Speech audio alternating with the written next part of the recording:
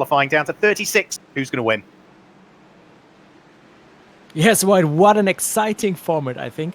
And I really hope for one of those very thrilling and fantastic Watkins Glen finishes we saw in the recent years in the NASCAR Cup Series. I remember one in 2012, I think, with Marcus Ambrose and Brad Keselowski.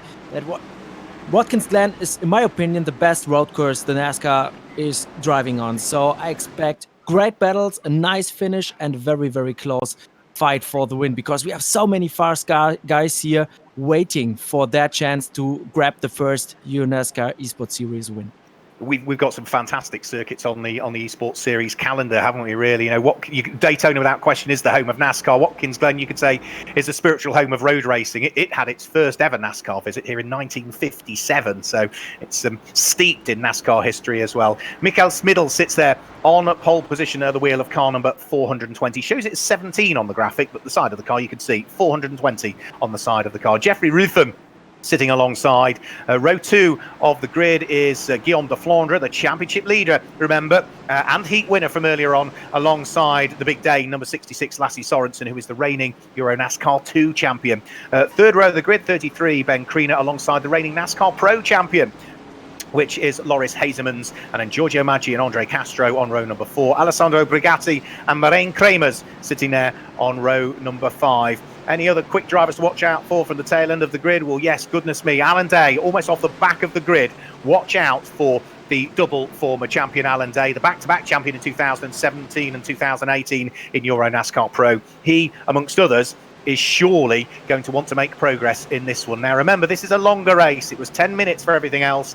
This is a 30-minute race to bring the curtain down on our second championship evening of EuroNASCAR Esports Series racing. Lights go out, 30-minute race gets underway. Mikael Smidl leads the charge of the 36 cars up towards the 90 for the first time, turn number 1. Is everybody safely going to make it through? Lots of lagging on my screen. I can see some smoke, but I think they have...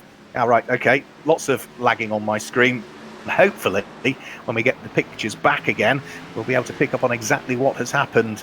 Mikael Smidl was leading before we saw the problems. No, there's a big pile of cars down there at turn number 2 and turn number 3, and I think such is the scale and size of the incident that there aren't many cars that haven't been involved. Ben Kriener is involved. Unfortunately, Andre Castro is involved. We've still got Vladimir Tjoitzing the wrong way, and I do fear that the size of that accident may have been down to, if it was happening and you were seeing it back at home as well, the lag that was happening on the screen at the time just caught out lots of drivers, thinking that they were clear, and no, unfortunately, as the lag caught up, they were all bouncing off one another. So that has really shaken up the order.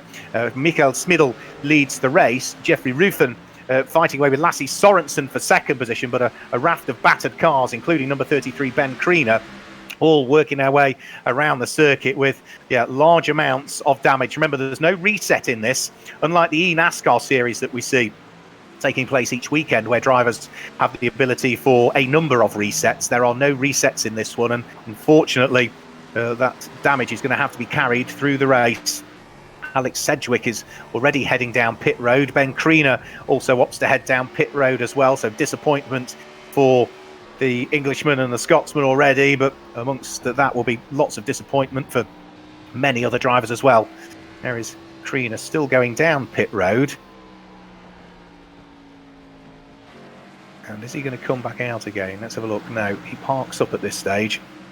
So all I'm seeing on my screen, unfortunately, is Ben Kriener's car in the pit lane. I am not seeing pictures of Loris Hazemans, which is what the graphics are suggesting at my end.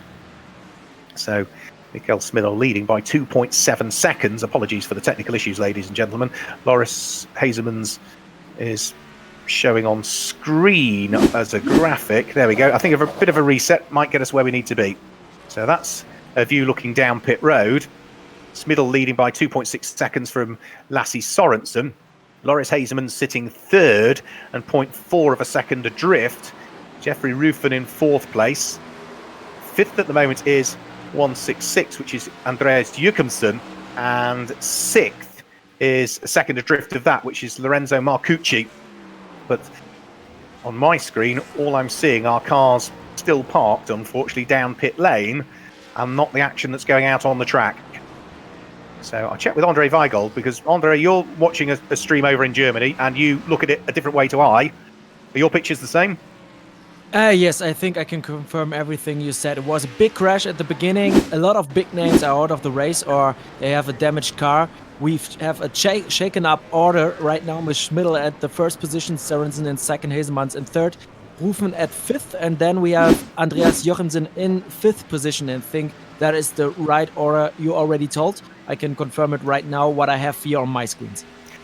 Thanks, Andre. Apologies again for the technical issues, but of course we are working with fantastic iRacing and with the stress generally that's on servers and internet connections when we are covering all four corners of the globe, really, with just the nationalities that we have in the EuroNASCAR Esports Series.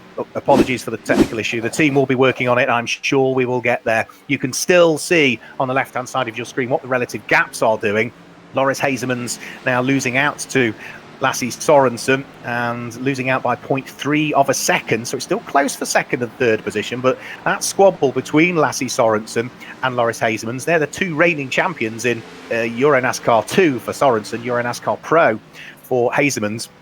They are allowing Mikael Smidl just to pull away all of the time, building that advantage that he is looking to try and make. And for Mikael Smidl, who, as we say, is a hugely successful esports racer, he'll be quite happy just to see those cars disappearing in his mirrors. Another car we said to watch out for, off the back of the grid, one of those that made it through the last chance qualifier, or a couple of them, Justin Kuntz now is up from what would have been 32nd position to 13th place, and Alan Day is now up from 33rd position to 14th position. So both of those cars have worked their way beautifully well through the order. Luigi Ferrara is another one that's also done that, because he's now up to 17th position from starting 35th, if memory serves me correctly. So a raft of cars still picking their way through the order. We've had the first 5 minutes of the race. We'll try and get pictures back to you as soon as we possibly can. The production team will be working on the technical issue. Rest assured, we will get there. You just have to bear with us in the meantime, and at least you can see the relative gaps that are going on and any changes of position, with Mikael Smidl still out front, leading the way at this stage at the wheel of the Autodrome Most Car Show Toyota, running car number 420. Remember, cars that are in the 400 category are reserved for those that are EuroNASCAR circuits guests and all-star drivers, part of Team FJ. So Mikael Smidl shows 17 on the screen, but he is running car number 420 on the livery of it here this evening. 3.2 seconds to the good from Lasse Sørensen, who's made a bit more ground now, just only by another couple of tenths. He's pulled away from Loris Hesemans, who still sits there in third place. Jeffrey Rufen is in fourth position. Fifth at the moment is number 166, and that is going to be the car of the Danish driver Andreas Jochimsen, former Super GT Danish AM champion back last year in 2019. We saw him racing in the Thundersports V8 series a couple of years prior to that, and also the 23-year-old's been involved in the FIA CIK karting when he first really started in on his four-wheel career. Lorenzo Marcucci is still there in sixth. Davide Dallara is seventh. Ulysse Delso, that's another driver that's worked his way up through the order reasonably well. Ulysse, the former EuroNASCAR 2 champion, sitting there in eighth place. And ninth at the moment is car number 91, which is Chris Rickard. And then Alex Fontana will complete the top 10. Alan Day is now running in 12th position, so he was behind Justin Kuntz. Day is now 12th. Kuntz has dropped down into 14th position, but apologies that we still, at this stage, Andre, can't bring pictures. Yeah, I think it's a local issue, because I still have pictures, but of course I have a little of a delay, so I cannot commentate live right now. But I can maybe make a short summary what I saw in the last couple of minutes.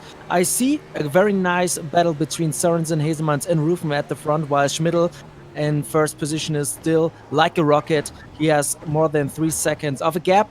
But then we have this great battle for second position. Then we have Alan Day, and he has a lot of cars ahead of him. I think he passed Colavita for 12th position right now. Now he has Dauenhauer Fontana ahead of him, and also Richard and Dessau. I might think that they are in the reach for the Israeli, who is charging his way back to the top 10. Very nice race by Alan Day. I think Justin Kuhn still sits in 14th position. He could not make the same pace like Alan Day because he had a damaged car. You saw it on the front of the car. The bumper was missing, so he has some aerodynamic issues. He also has to take care about his engine. So I think that's the summary for the last laps. I saw on my screen with a little bit of a delay. And at the front, there has been no changes right now. It's still Schmidl ahead of Sørensen, Hesemans, and Rufen, and Andreas Jochensen from Denmark. He's still completing the top 5 right now ahead of Makuchi. Thanks a lot, Andre. Yeah, it must be then, as you say, a local issue at my end, which is very strange. It all sort of happened when we got the lag.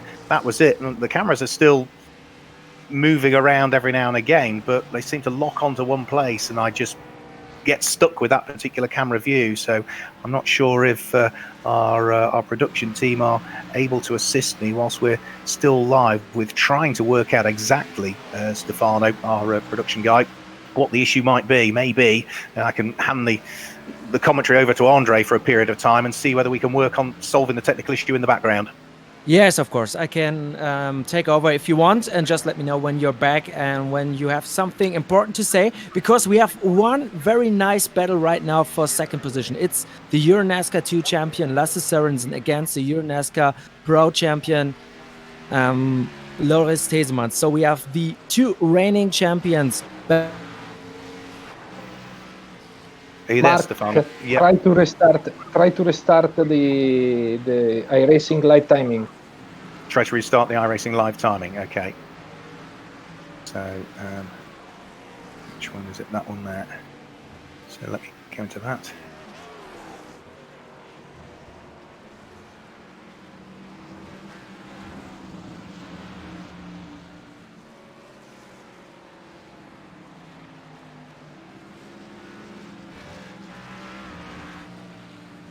You there, Stefano?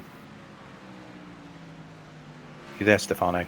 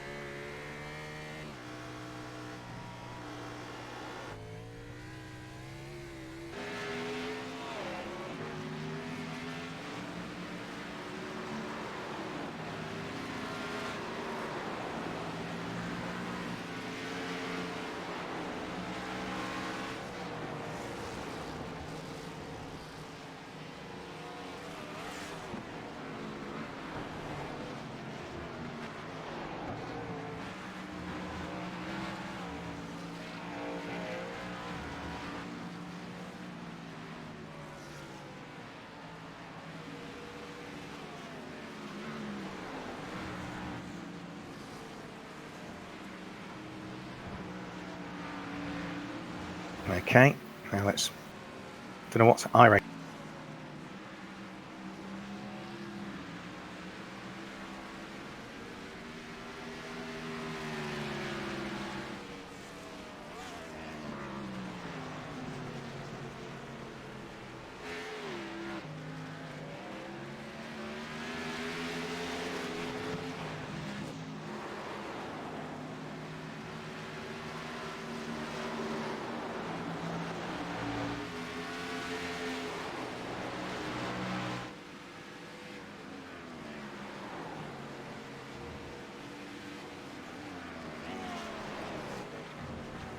Over the commentary in the meantime.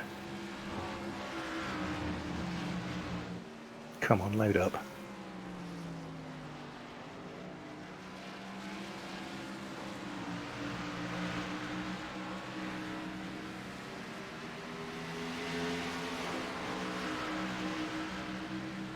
Watkins Glen, and he's right now in 22nd position.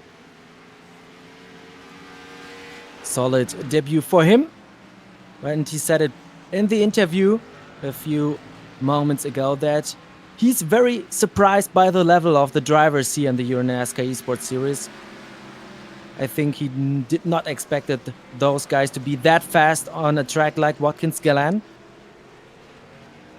Literally Moffitt's home track in this virtual sim racing series, but also the European guys who have never been on the other side of the Atlantic to race at Watkins Glen, they are very fast here because they practiced a lot in the last week.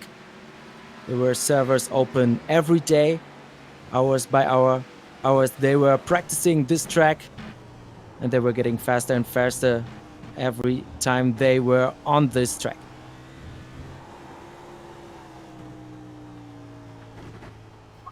Alan Day was able to gain 23 position in this race, so maybe he will get the 4 bonus points for the most overtakes in this race. And I think Mark Verrill could be back in the commentary. I am, yeah. Apologies, ladies and gentlemen. Yeah, it was a technical issue at my end by the look of things. So a full reboot of everything that we've got going on, and it looks as though I've now got pictures again. So quite what happened, I'm not sure. But yeah, thanks for picking up on that, Andre, whilst things were going on. A great fight that you were talking about. Alan Day working his way through the order all of the time to catch up with Chris Rickard now. And is he going to be able to put the PK Carsport Chevy ahead of the Brack Chevy? Not this time, at least, as they head up towards turn number 6. All of the time whilst out front leading the race, we've still got Mikael Smidl. He's now leading by 4.1 seconds from Lasse Sorensen, but Alan Day, what a charge through the order. Now remember, there is an extra 4 championship points available for the driver that gains the most places from starting position to finishing position. Those 4 points went the way of Lasse Sorensen last weekend. He finished 5th overall, but picked up the extra 4 points for gaining the most places. So he came into this race lying 2nd in the championship standings. Those extra 4 points could be hugely important at the moment. Surely they're going the way of Alan Day, but he'd like to pick up an extra championship point if he can work his way through and past the number 90 car of Chris Rickard. Is he going to get the inside line heading in towards the inner loop? Not quite. Still the grey Chevy ahead of the black Monster Energy one. No way through for him on that occasion. We're at the halfway point as well now, so we've got less than half of the race to go. And well, last weekend at Brands Hatch, Andre, we were talking to drivers about tyre drop-off towards the end of the race, and most of them were saying the tyres hung on well. Do you think it's going to be the same here at Watkins Glen? Yeah, I think Watkins Glen, it depends on your driving style. You have to adopt your driving style to the basic setup you were given here. But I think it's very stable, a very good balance. So I think tires may not be the biggest issue. But it depends all on how you are attacking, what line you are choosing, and how aggressive you are with your car. When you don't have any sliding and you just can keep this car rolling, I think tires will not be a big issue in the end of this one. Here goes Alan Day. He's managed to pick the pocket of Chris Rickard and has gone through to gain a place over the Swiss driver. So Alan Day goes through. Chris Rickard is now down into what will be 10th position. We go back to Loris Hazemans. He's sitting there in 3rd place as things currently stand, sitting right behind Lasse Sorensen, not that far ahead of Jeffrey Rufen either. So 2nd, 3rd and 4th, all very much within touching distance of each other. 3 of them separated by less than a second. And again, this is just playing beautifully into the hands of Mikael Smidl, who at the wheel of the Autodrome Most Showcar Toyota is disappearing up the road all of the time. 4 seconds up the road he is now, but he's going to get himself amongst some traffic now. There's back markers just up the road, so that will slow the progress of the race leader. But of course, these 3 cars now will also, in the next lap or so, have to try and work their way through. And there are the battered looking cars heading in towards the braking area for the inner loop. I think one of them was probably Vladimir Tsioitsis as well, the Cypriot driver, who is probably going to be the first of the backmarker cars that this little trio here for 2nd, 3rd and 4th place are going to catch before too much longer. So out of the outer loop, down the straight that bring them in towards the left-hander. Lasse Sorensen still in 2nd position. Loris Hazemans really applying the pressure to the coattails of the Danish driver. It's showing a Swedish flag on his nationality there, but he is a Dane. And as things are, 2nd place is what he is more than focused on hanging on to. Now, Lasse Sorensen said that he was heading up, having claimed the EuroNASCAR 2 Championship last year, which is for the young and the amateur drivers. He was heading up to EuroNASCAR Pro for this year. Loris Hazemans will also defend his title, so these two, when we get the real racing season underway, will be going wheel to wheel and bumper to bumper as well. For the moment, it's NASCAR Esports Series where they're going to bumper to bumper. They need to try and work their way past Vladimir Tyoitsis's car as well, who blends off the throttle, stays neatly out of the way. Good driving by the Cypriot driver there so as to not get involved, and that has allowed that trio of cars, including Jeffrey Ruffin, all to get through and past the traffic. In fact, Ruffin on the exit of the inner loop is able to get past Tyoitsis, so that's just cost him a little bit of time there and dropped him probably an extra few tenths away. Slide of the car from Loris Hazemans there as he's pushing so hard, and this is the battle for the bottom of the top 10 at the moment. Car number 91, which is Chris Ricard, is fighting away and he's going to lose a place to Alex Fontana, who went thundering up the inside there and has taken the place away. So the Ford goes through and ahead of the Chevy there.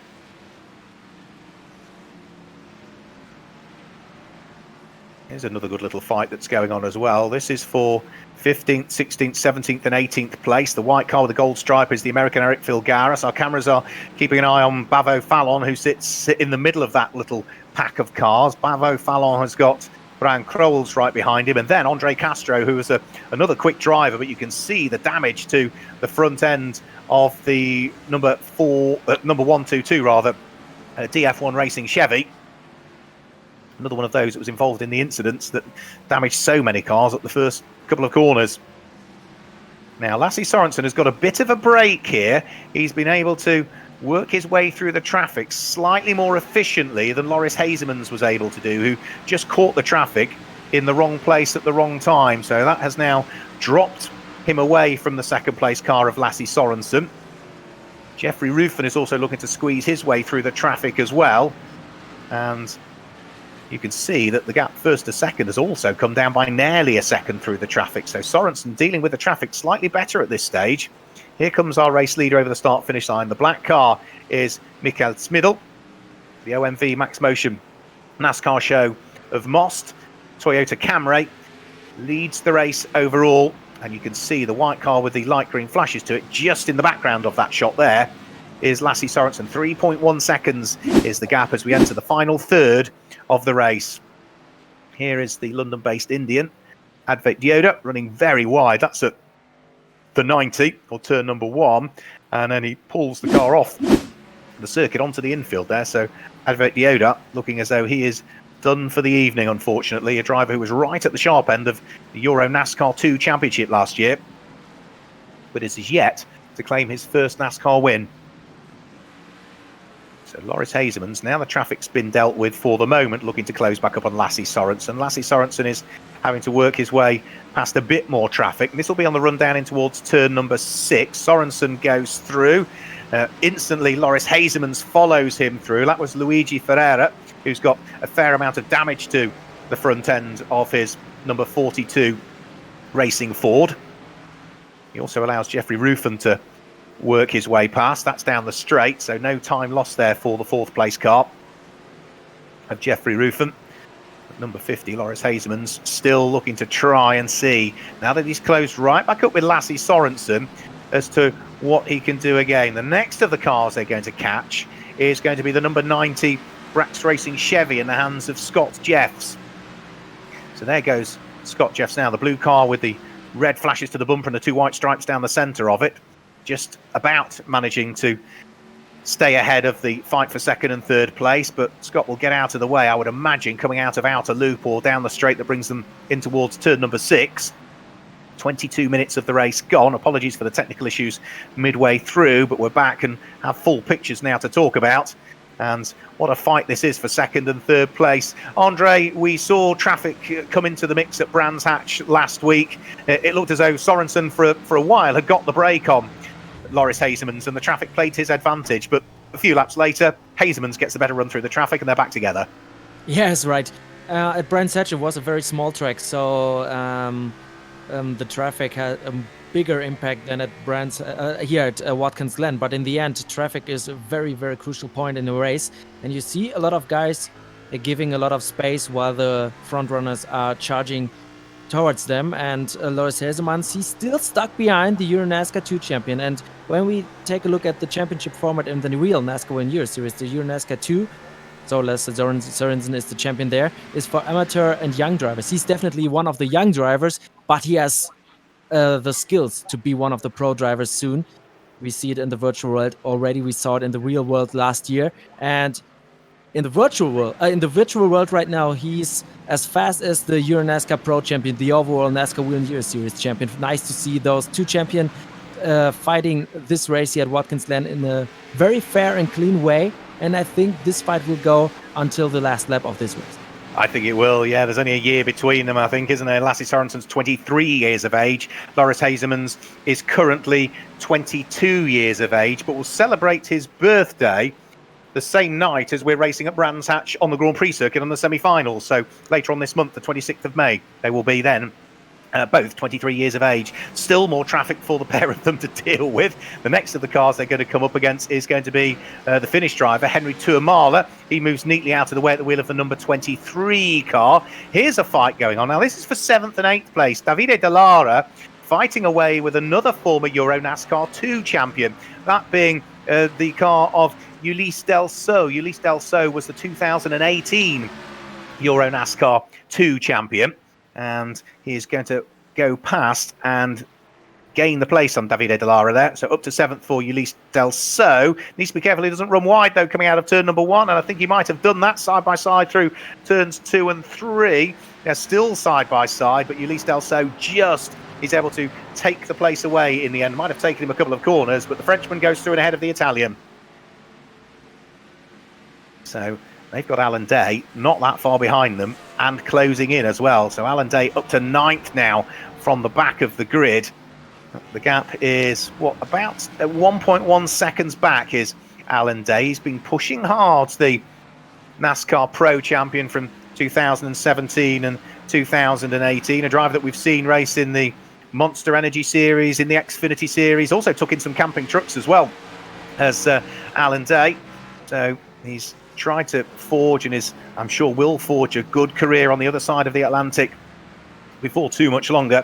But the 28-year-old is a fierce competitor, both in the main NASCAR Whelen Euro Series and in the EuroNASCAR Esports Series in conjunction with iRacing. So further down through the order, Brian Kruls fighting away. The damaged cars, all of those that got tangled up on the first lap. Justin Kuntz, number 99, ahead of the orange car with its white flashes of Brian Kruls for Brax Racing. Behind them both is another car that got tangled up.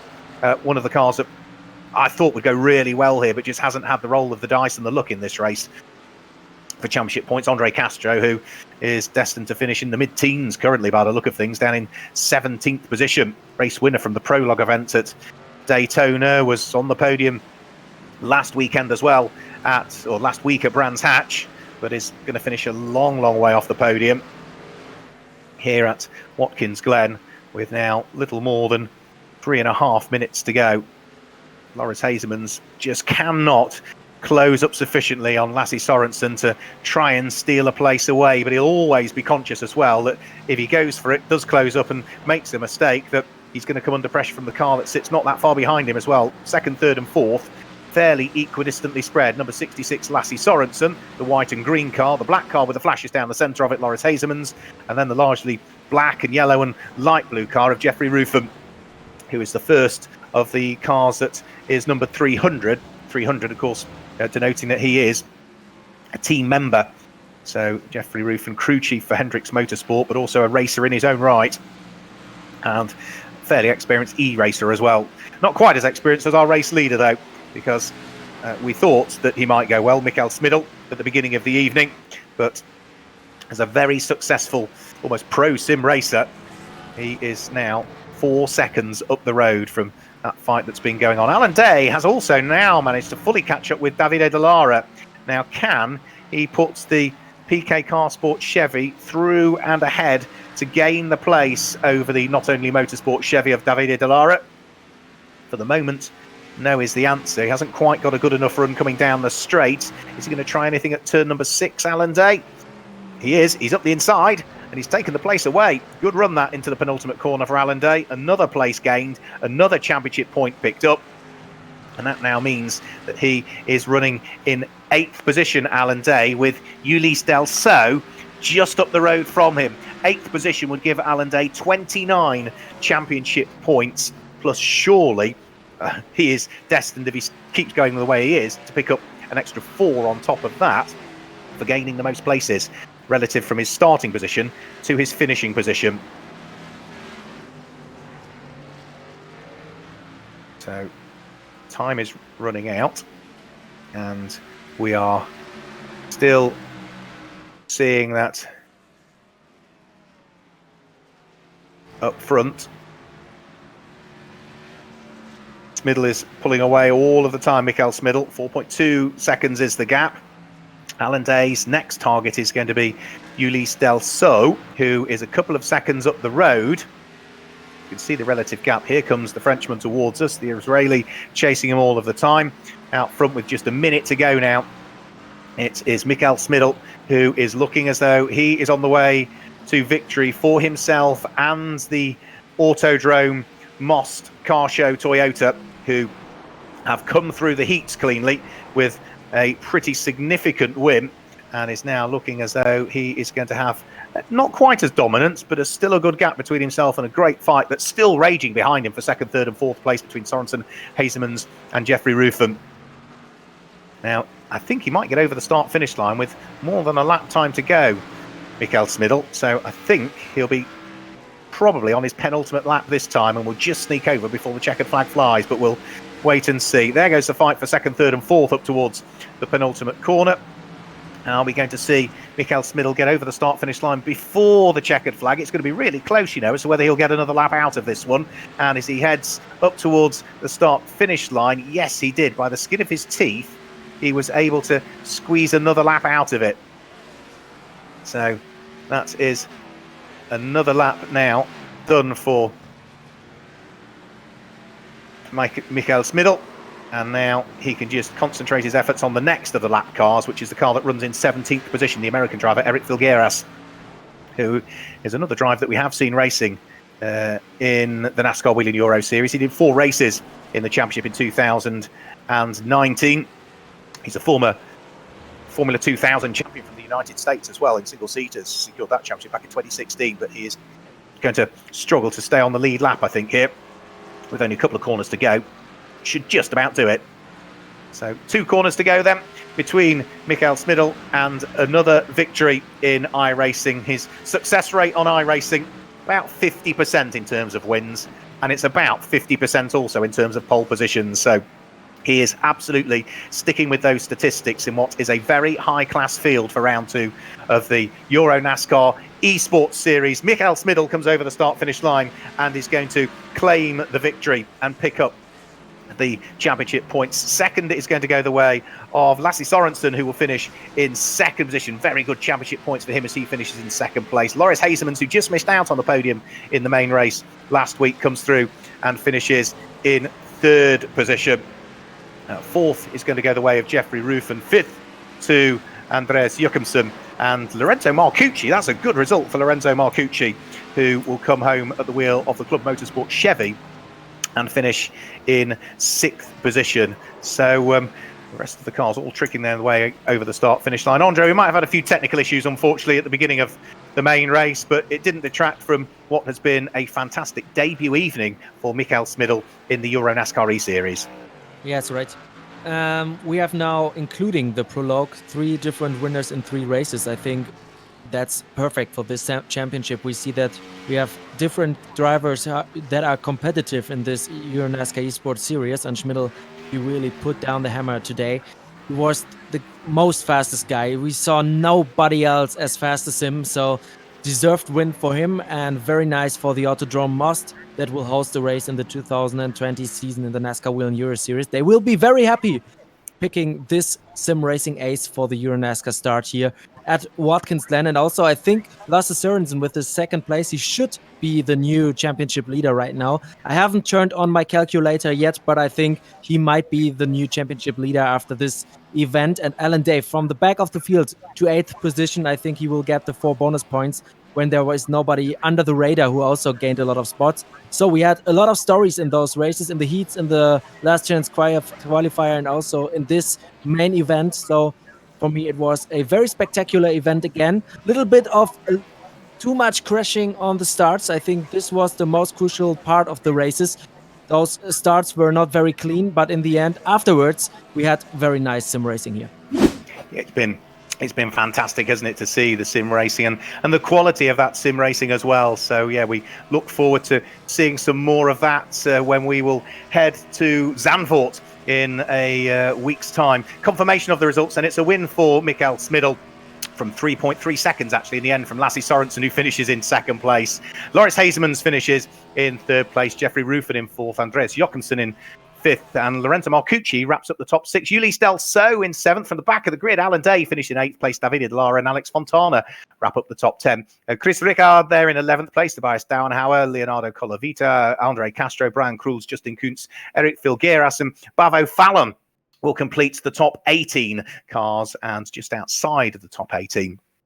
We'll pick up on who finished in 19th position when we get a change to the graphic, but we're also going to track down some drivers as well and hopefully bring Mikael Smidl into the commentary box and the rest of the top three as well. Brett Moffitt on his debut for the All-Star team finished in 19th place. Henry Tuamala was in 20th position, and then you can see it's Francisco Garisto, Scott Jeffs, Alexander Graf, Gordon Barnes and Vladimir Tjoitsis that finish in the top 25 ahead of Gorelli, Ferreira, Brigatti, Palati, Kramers Diodar, Alan Muscaron, Alex Sedgwick, Giorgio Maggi, Guillaume de Flandre and Ben Kriener, but the tail end of that all tangled up in the incident that occurred on the first corner.